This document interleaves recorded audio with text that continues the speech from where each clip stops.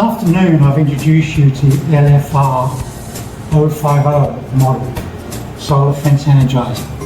I'd now like to introduce you to our upgraded model. The functions are exactly the same, they operate in the same manner. However, there's a difference in that we've upgraded the abilities. Our old model covered 20 miles and 0.05 joules, whereas our new model will cover 30 miles and 1 joule.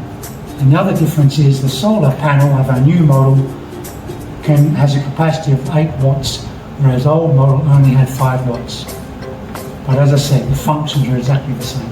At the back of the Energizer, you can see a groove that can hold a normal T or U post.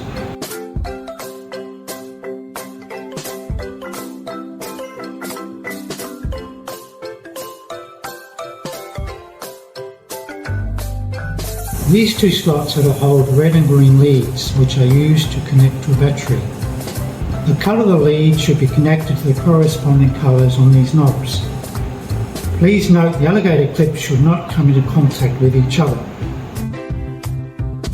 The alligator clips are used to connect the Energizer to the fence and earth.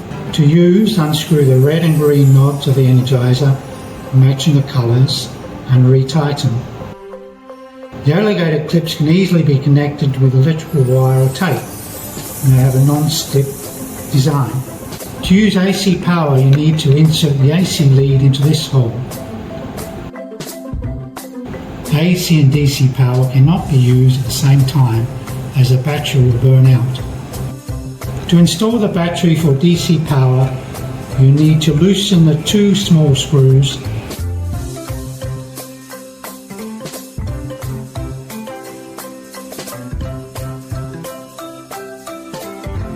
Connecting leads to the positive and negative. To avoid any short circuit, all terminals are supplied with plastic covers. To connect, you slide the groove on the top, and then to release, you just need to press. Be aware, if you put the groove on the bottom, it is not easy to remove.